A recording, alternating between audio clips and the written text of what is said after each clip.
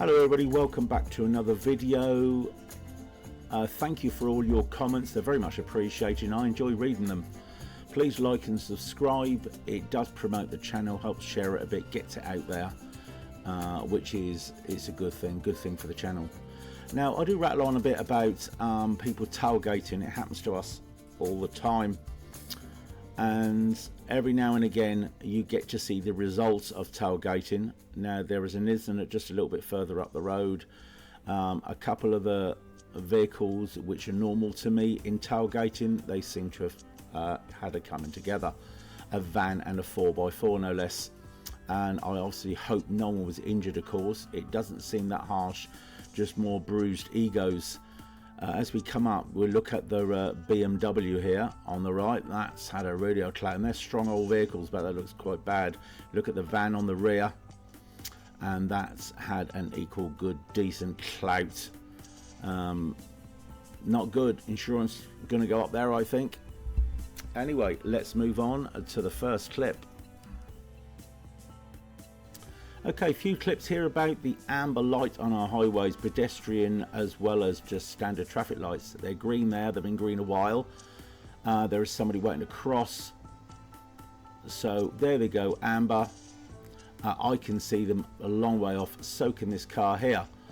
But the difference between us is we prepare to slow down accordingly. The other car actually accelerates to make the amber light and just crosses as it goes red, and very close to the car in front, which is equally not a good idea. If that car in front would have had to brake for any particular reason, the one behind would have stood no chance at all, and we would have ended up with something similar as in the opening clip of this video. Okay, as we move on, we're going to go on to another clip in a similar vein about the amber light.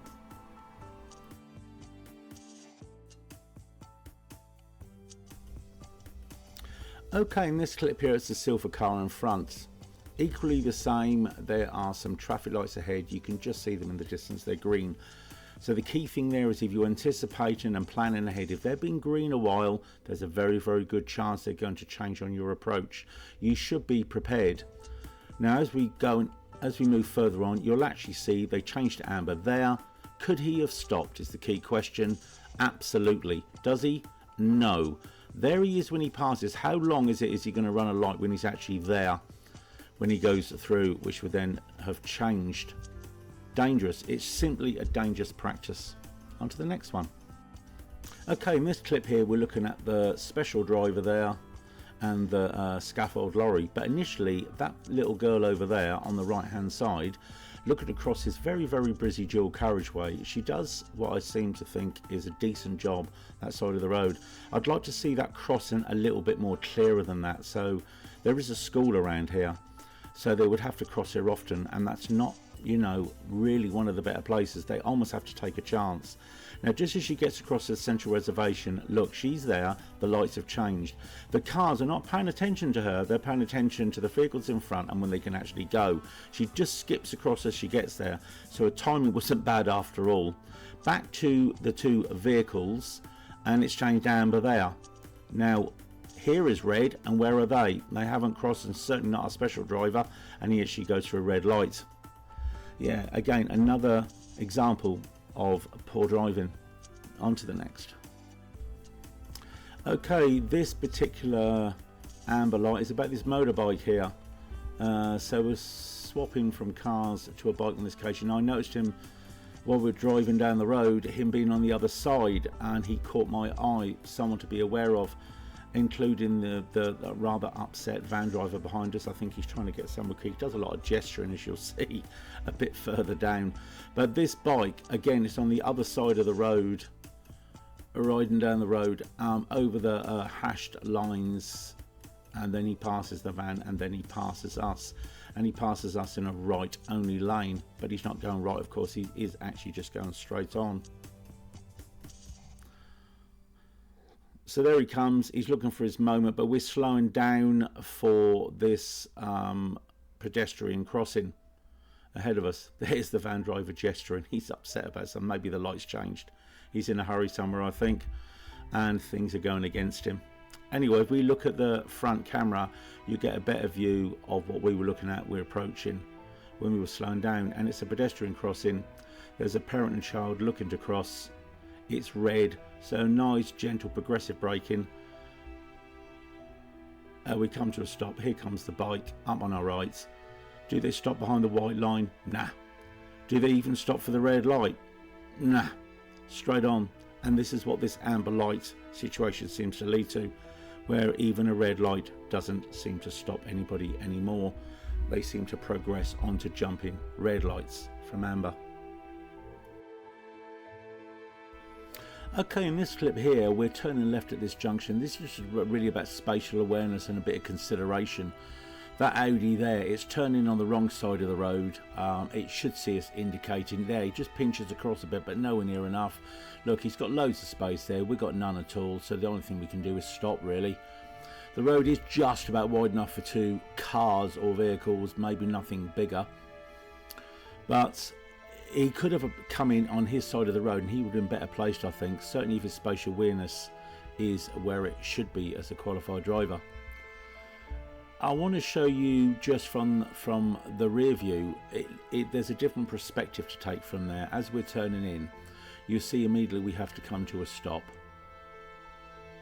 There goes the first vehicle. There goes the van, and then the Audi follows shortly after, because that's where we've stopped to let it go through. But as we enter in, as you can actually see, I'm just going to stop the camera here. Look at the amount of room we had where the white line was. They certainly had a lot more. It was all about positioning, really. And then as we leave, it's obvious that they've come across there like that. It's just a little bit of laziness, really, than actually coming in on their side, which would have benefited us massively. Okay, this clip here is on the A3 dual carriageway, 50 mile per hour limit. We're just passing a taxi.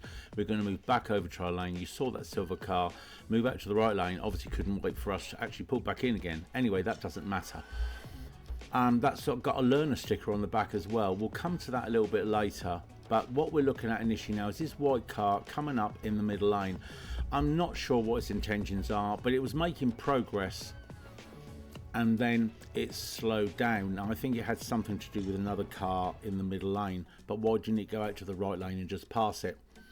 It's now got us locked into the inner lane in case we have to deal with anything. It slows up a little wee bit as well. But as we're making progress, you see we can't pull out to the right hand lane at all. It is possible to drop off to get behind it if we needed to pass something, but then we got this van coming up in the middle lane, staying there, and we're coming up to a junction. There's lots of cars there looking to pull on, but we really couldn't do a lot about that with the white car and that van coming up in the middle lane, so we had to stay there. We got crushed in. Looking on a forward view, you will actually see slightly different perspective. There is that silver car that passed us. It's got an L on it. I can only presume that that is a qualified driver that's teaching, because otherwise if he isn't, he shouldn't have that on there. He stays in the middle lane. He's not passing anybody. He just stays in the middle lane, as does the vehicle in front, and as you saw, as does the van behind. There's absolutely nothing on the left lane for quite a ways. Now as we're going up, he's slowing down a wee bit. We're not going to undertake him, of course, but then as we just get around the bend, we see the junction is a little chocker, and we'd like to move over to the right lane, middle lane, so we can let them out. But as you saw with that van barreling down, we couldn't do that. So meat and a sandwich, basically. There's the white car, and as you know, the van was coming up before. Now believe it or not, the van is actually going at the next exit where we are. There's loads of room behind us, but no, he's not interested in filtering behind us. He then jumps into our braking distance, of which then we just get a bit of distance, and as we're going straight on, we move over to the right hand lane, as you'll see, and he's exceptionally close to the vehicle in front. All in all, some poor driving. This clip here is about that car there. We're going into two lanes. There's a bus lane further up. No, it's not the Audi. Surprise, surprise. That causes the problem here. We move out to the right lane because there's a bus lane coming up. You'll see this car pinch out. He's got no reason to pinch out and pass anybody. There he comes, because a bus lane is imminent, undertaken at speed. Totally unnecessary. Here it is from the front. You can see the blue sign on the left hand side.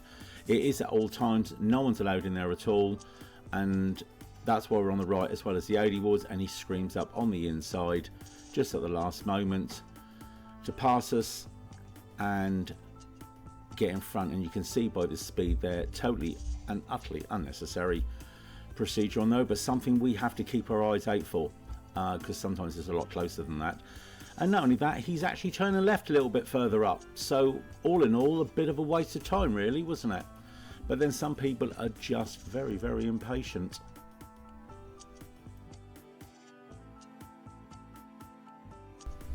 Okay, this clip here is about an HGV further up. You can see them, they've pulled over on the left. There's no real indication of what their intentions are. There are cars coming from the opposite direction, but this is got to be taken carefully, because to go around this HGV we have to go completely wide and on the other side of the road. So as we appear to do that, the HGV is not checking their mirrors at all, and what do? They just move off. So we have to then instantly get back to the other side. Not very good driving there at all really from him. Observations is absolutely key at all times, benefits everybody. Okay, and this clip here is coming into South Wimbledon. That car there is the one we're looking at. It wants my lane, it wants the lane I'm in, should I say. There it comes, and suddenly decides, hang on a second, learner car, I think I can actually pinch past that as we go down into a right only turn lane. So we go down here. If we look from the forward position here, as we go down, the car's just coming up behind this car. There he is. And as we come down to the lights, he then pushes across from the right only lane to get in front. So he did decide to go in our lane initially, and then decided, no, hang on a second, I can push past the learner. And this is where, as far as the learner is concerned on the road, this is where they have to be extra vigilant for people like this on the road. It does make their life somewhat harder. Okay guys, thank you very much for watching. Please like and subscribe, it does help and I would very much appreciate it. I look forward to seeing you on the next video. Drive safely, take care of yourself. Bye bye for now.